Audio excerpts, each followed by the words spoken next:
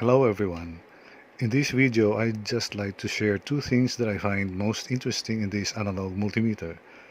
And that is the DC null feature and the reverse polarity of the test leads when using the resistor test range. As you can see, the analog multimeter is purely a manual ranging instrument. Everything has to be set by the user. For the DC null feature, the instrument is provided with two manual ranges, plus and minus 5 and plus and minus 25. You will notice that the DC null feature is color-coded blue, so the scale to read is also the blue scale. Notable for the DC null feature is that its zero position starts at the center, and it can be set by using this knob. The null feature, the DC null adjuster knob, which also happens to be the zero ohms adjuster knob.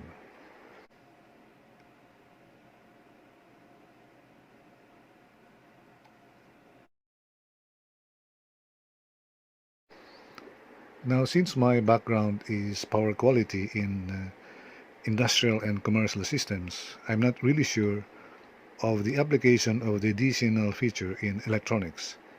One practical application of this DC null feature that I can think of is that I can simply connect my battery without having to worry about its polarity, since the needle is centered on the middle of the scale.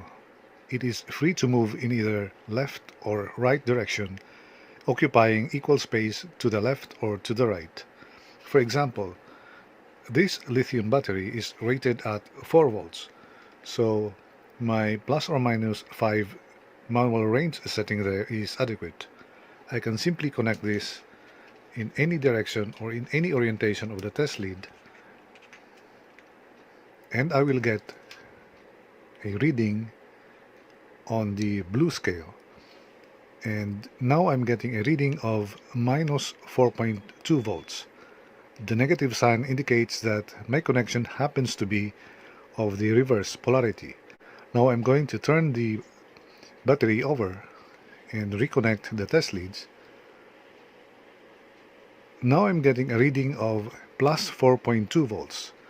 The plus sign indicates that the polarity or the orientation of my test leads is now the correct polarity. The black test lead to the negative terminal and the red test lead to the positive terminal.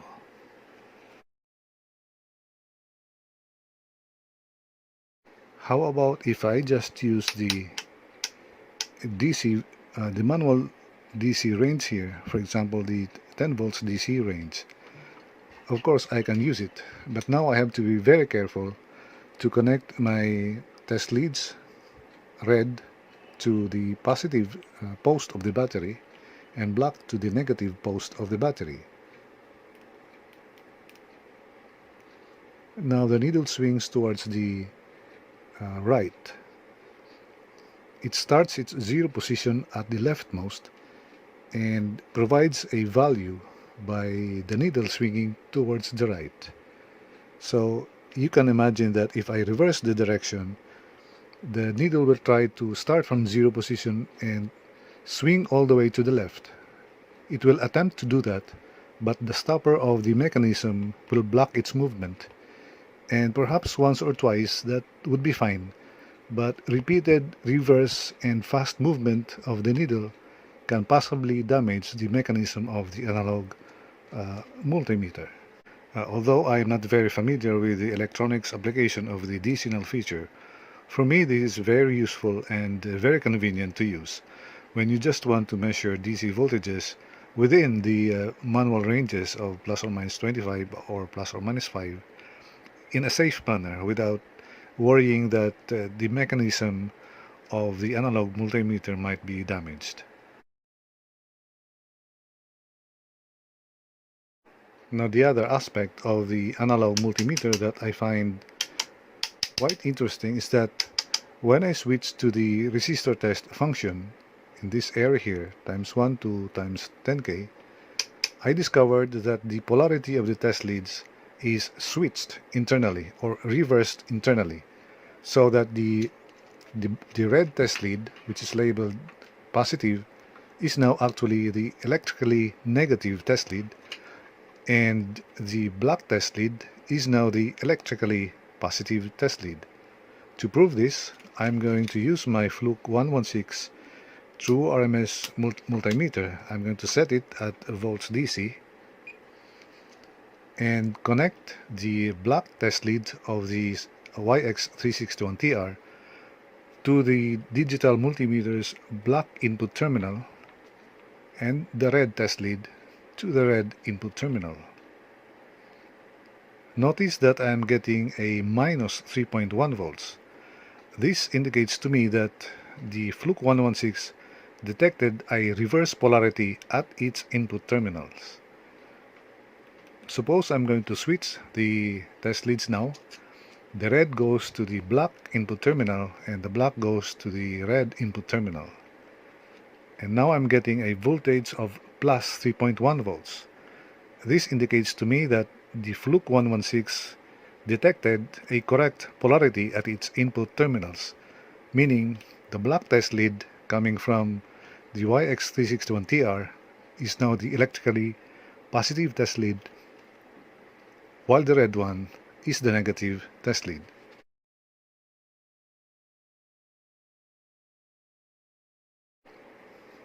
Now for the times 10,000 range, the output voltage of the multimeter is 12.1 or 12.3 volts.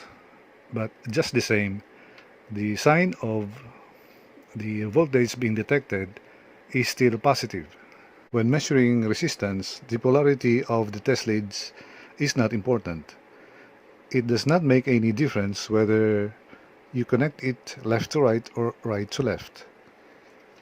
For example, in this orientation, I'm getting a reading of 10 ohms in this resistor. If I switch the polarity of the test leads, I would still get a reading of 10 ohms. So for measuring resistance, the polarity of the test leads does not make any difference and it's not important. However, I believe that some of us use this resistance range function to make a quick health check of small electrolytic capacitors and diodes, two electronic components which I believe has specific polarities.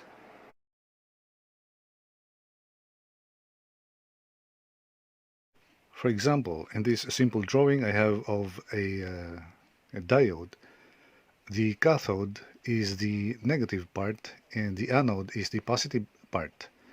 And physically, for me personally, I can identify the anode because of the long black color on the body of the diode, while I can identify the cathode easily because of the presence of the short gray band on the other end of the diode. So if I were to test a diode, since I know now that at the ohms range function, the black test lead is the positive, so I will touch the tip of the black test lead to the anode part while the red test lead goes to the cathode part. To make this easy for me to remember, I just recall the expression connect black to black when in resistance range.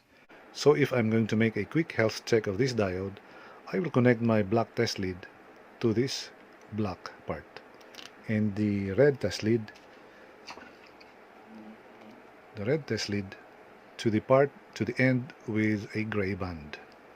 And similarly, for small electrolytic capacitors, they have also a plus and minus polarity.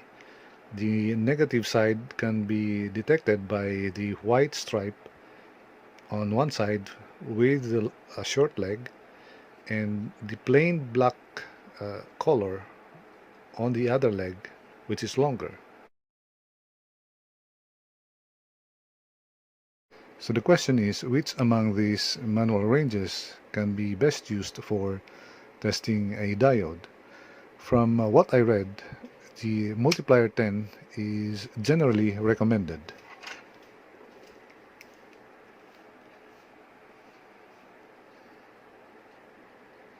So I'm going to touch the black test lead on the black side, black to black. If I am getting a reading, that means this diode is intact or healthy. If I reverse the connection, I should not be getting a reading. In this connection, black to black or positive to positive, this is referred to by experts as forward bias. And in this position, the diode is conducting current. While in this position, this is called reverse bias, the diode should not be conducting current. It is blocking the flow of current.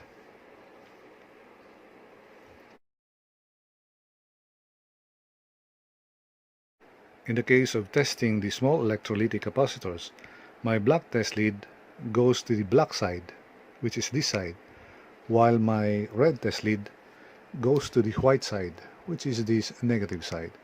But before I'm going to test these capacitors, first I'm going to remove any residual charge they may have by shorting their terminals.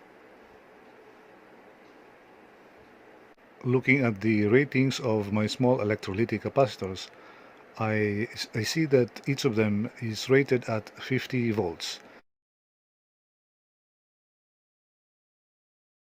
The middle one 1 microfarad and the rightmost one 10 microfarad.